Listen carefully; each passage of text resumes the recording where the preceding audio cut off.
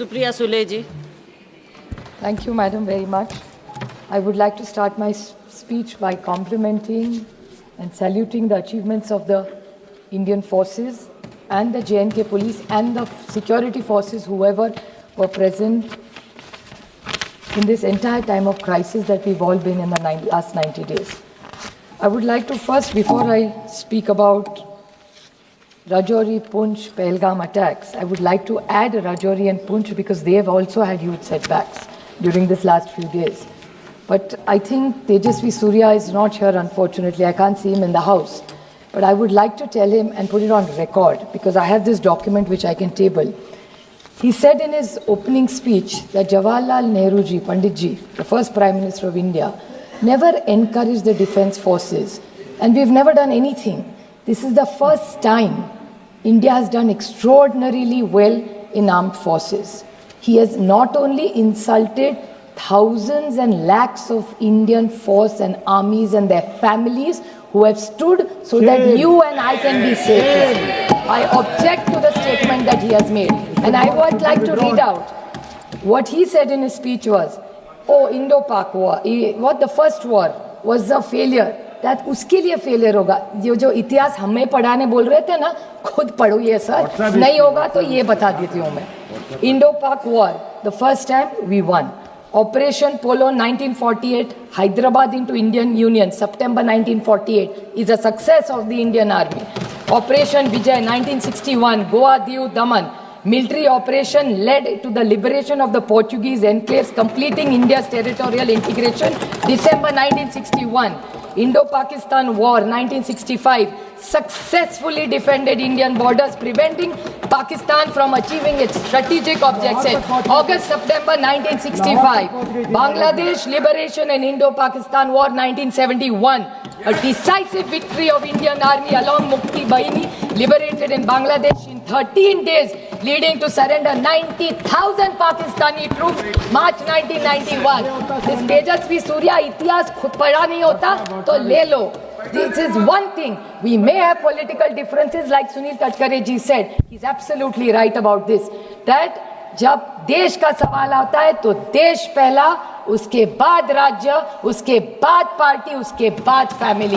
पहले देश आता है. और जब कनिमोळी जी यहाँ है, मैं यहाँ हूँ. जब हमें किरण रिजिजू का फोन आया था, किरण जी ने मुझे सिर्फ फोन पे कहा, सुप्रिया तुमको देश के लिए 10 दिन देने पड़ेंगे. देश के लिए मैं क्या कर सकती हूँ? देश के लिए 10 दिन क्या बोल रहे हो किरण जी आप? ये माननीय प्रधानमंत्री जी का बड़ापन था कि हम सारे ऑपोजिशंस को उन्होंने लीड करने के जो विश्वास दिखाया है, यही एक सशक्त लोकतंत्र है. ये जो तेजस्वी सूर्या की छोटी सोच है ना, वो छोटी सोच हम नहीं रखते. जो अच्छा है वो अच्छा ही है. और जब देश के बारे में आता है, आप नहीं थी शैलजा जी, लेकिन ऑल पार्टी मीटिंग में हम जब गए थे तो पहली कांग्रेस पार्टी बोली थी और उन्होंने कहा था कि ये वक्त तू मैं का नहीं है.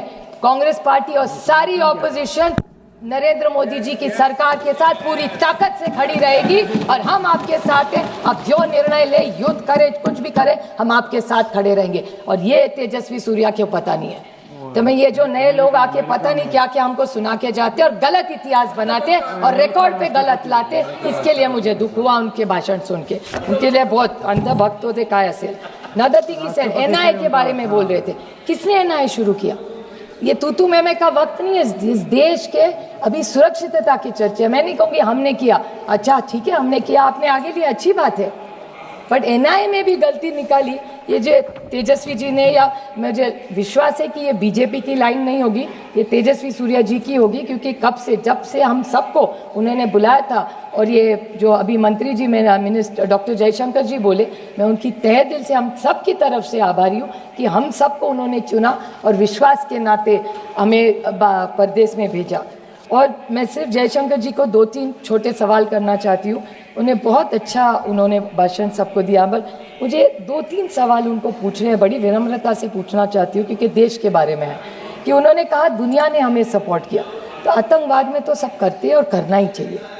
बट उन्होंने मैं बड़ी विनम्रता से उनको कहना चाहती हूँ कि जहाँ हम भी गए, कि दुनिया का आप रिकॉर्ड भी देखिए, किसी ने हमारी तारीफ नहीं की, हम लड़े इसलिए. लेकिन डी एस्केलेशन जब किया हमारी बहुत प्रशंसा सबने की। तो सारी दुनिया ने डी एस्केलेशन के बारे में भारत के लिए बहुत अच्छा भी बोला। तो जब बाकी के इनके जो सांसद है कहते हैं अभी घुस के मारेंगे और वो सब लैंग्वेज, वो सब ठीक है, कहने के लिए बहुत अच्छा भी लगता है, लेकिन इस दुनिया में जब लड़ाई होती है, आप भी एक महिला है, मैं जानती हूँ, संवेदनशील महिला है आप बताइए मुझे, जब हल्ला होता है तब क्या होता है?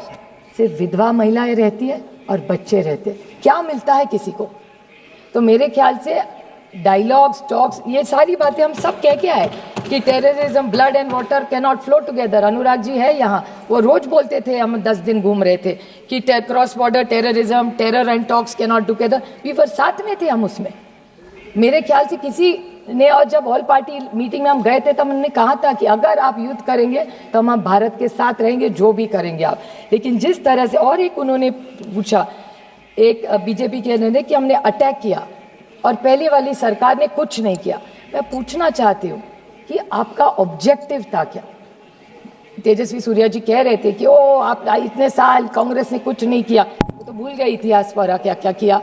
लेकिन मैं बड़ी विनम्रता से उनको पूछना चाहती हूँ कि डी एस्केलेट तो 1-1.5 दिन में ही हो गया, तो what was the objective of the war when he said?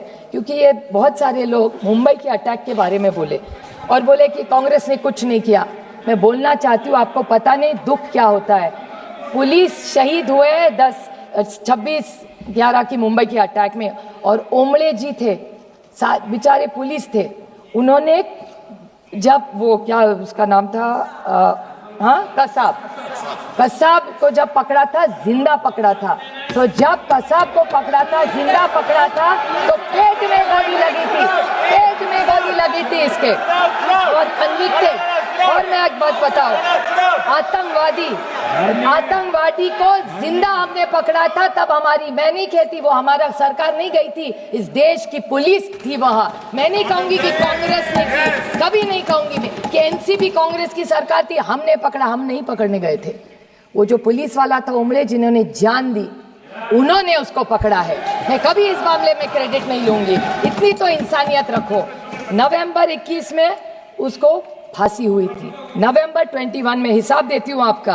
पहले कन्विक्ट हुए 2010 में, उसके बाद Mumbai high court, supreme court, mercy petition, execution carried out, और नवंबर 2021 में पूना में इसी को फांसी हुई थी, कसाब को। ये काम हमने किया, हमने नहीं किया, सबने मिलके किया है, इन्होंने भी तब साथ दिया था, और जो सच है वो सच है। अब मैं बोलूँ सर कि पहलगाम, पूंछ, राजौरी, इस पे मैं डिबेट पे भी आऊंगी। और मैं, किसी ने यहाँ नहीं बोला, लेकिन मैं जम्मू कश्मीर की सरकार और वहाँ के मुख्यमंत्री के बारे में ज़रूर बोलना चाहती कि उमर अब्दुल्ला जी ने इमीडिएटली असेंबली में, और सारे एमएलए किसी भी पार्टी को हुआ, उनकी मैं तहे दिल से आभारी हूँ कि सारों ने यूनानिमसली कंडेम किया कि अटैक नहीं होना चाहिए था। तो ये सब के ने वहाँ कभी पार्टी तू मैं नहीं गिरे। मैं थोड़े सवाल पूछना चाहती हूँ इस सरकार को। आप सब जिस बारे में बहुत लोगों ने कहा है, लेकिन आपने हिसाब किताब किया इस वक्त का। मैं पूछना चाहती हूँ कि 11 सितंबर 16 में पुंछ का अटैक हुआ, 18 सितंबर 16 में उरी का अटैक हुआ, 14 फरवरी 19 में पुलवामा हुआ, और 22 अप्रैल 25 में पहलगाम का अटैक हुआ। और अब जब हुआ तो पुंछ और राजौरी में भी 16 लोग शहीद हुए हैं और 60 लोगों को अस्पताल लेके गया है। तो जैसे पहलगाम में अटैक हुआ, उसके बाद 16 लोगों की भी मौत, शहीद हुए हैं इस देश के लिए। इसके बारे में भी हम सब ने सोचना चाहिए, और रिकॉर्ड को उन्हें भी श्रद्धांजलि देनी चाहिए।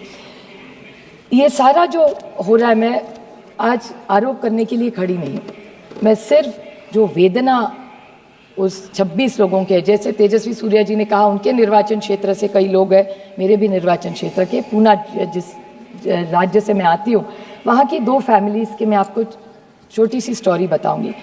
संतोष जगदाड़े और कौस्तुभ गनबोटे। संतोष जगदाड़े की बेटी आसावरी, उनकी बीवी प्रगति और संगीता गनबोटे, ये तीनों साथ में थे। वो लड़की आज मुझे, जब भी मैं उसको मिलती हूँ ना, तो एक ही सवाल मुझे पूछती, ताई, मराठी में बड़ी बहन को ताई कहते हैं। तो ये आसावरी मुझे सिर्फ एक सवाल करती रहती कि ताई ये सब ठीक हुआ, ऑपरेशन सिंदूर हुआ, आप गए, अटैक हुआ, आप लोग परदेश जाके, सब ठीक हुआ, लेकिन मेरे बाबा को न्याय कब मिलेगा? मेरे बाबा का जिसने खून किया मेरे आंखों के सामने, उनको न्याय कब मिलेगा? 4 लोग, अभी पता नहीं वो 4 थे, 5 थे, 6 थे, पता भी नहीं है। पहले फोटो भी आई, उसके बाद एनआईए का न्यूज आया कि ये 4 वो है नहीं, कहीं और ही है। तो कौन है वो आतंकवाद 4? आए कैसे, गए कहाँ, किसी को पता नहीं है। 2 मिनट में मैं सिर्फ उनकी वेदना आपको बताना चाहती हूँ। तो उनका सिर्फ सवाल इतना है कि वो आए कब, गए कैसे। उनकी माँ का एक इंटरव्यू आपने देखना चाहिए मैडम, मैं टेबल करूंगी, सबने देखना चाहिए। उनकी जो बीवी है उसके साथ खड़ी थी, बोलती है 3 महीने हुए, 90 दिन। आज भी जब आंख बंद करती हूँ तो वही घिनौना चेहरा उनके सामने आता है, और खोलती हूँ तो लगता है फिर वो वही आएगा और खून करके जाएगा। क्या गलती थी उनकी? बताइए मुझे, क्या गलती थी? वो छुट्टी मनाने, और पता है वो उसके फादर क्या कह रहे थे उसको? पहलगाम पहली बार प्लेन में फैमिली बैठी थी और उसको चिढ़ा रहे थे, देखो अभी तुम्हारा ग्रेजुएशन हो गया, अभी तुम्हारी शादी करेंगे, अगली टाइम मैं नहीं तुमको कश्मीर लाऊंगा, पति के साथ आए। वो लड़की कहती है, ताई मैं सोच रही थी कश्मीर स्वर्ग है, लेकिन मेरे लिए और मेरी माँ के लिए वो नर्क बन गया। कोई इसका जवाब दे। क्या जवाब दूं उसमें बेटी को?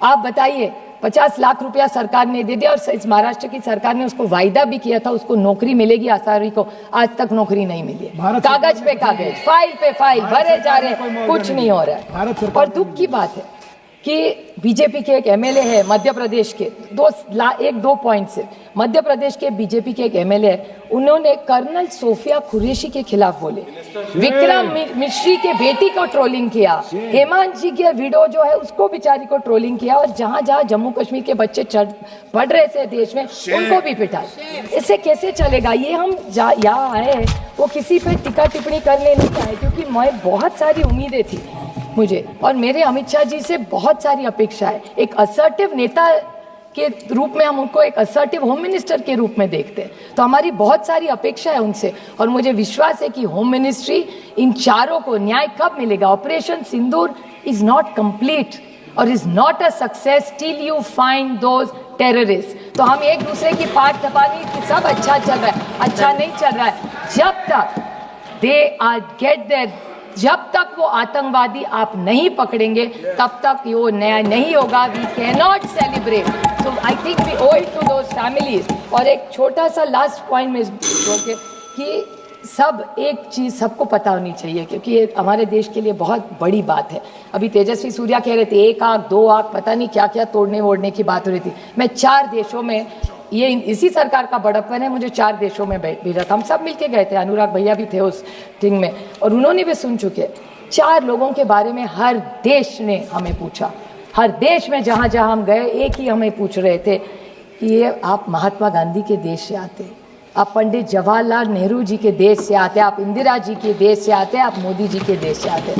तो ये जो विरासत सबकी हमारी, इसी विरासत को, ये विचारों के बहुत सारी अपेक्षाओं से लोग भारत की तरफ देख रहे हैं। तो मेरी विनम्र विनंती है सरकार को कि आप जो ये लोग हमें नहीं मिल रहे, सारी चीज़ें, सारे हमारे जो विपक्ष है लड़ाई बंद कर देंगे, और पहले ऑपरेशन सिंदूर को अगर आपको सही मायने में लेके जाना है तो वो 4-5 जितने भी आतंकवादी है वो मिलने चाहिए। और जैसे कारगिल में अटल जी ने एक रिपोर्ट बनाई थी, वैसी इस सरकार को मैं विनम्र विनंती करती हूँ कि ऑपरेशन सिंदूर का एक रिपोर्ट किया जाए, जैसे कारगिल में अटल जी ने किया था, वो पार्लियामेंट में टेबल की जाए, तो सबको जो किया है वो पता चलना चाहिए। थैंक यू, जय हिंद। माननीय सदस्य श्री अनुराग ठाकुर जी, अनुराग ठाकुर जी, माननीय सदस्य।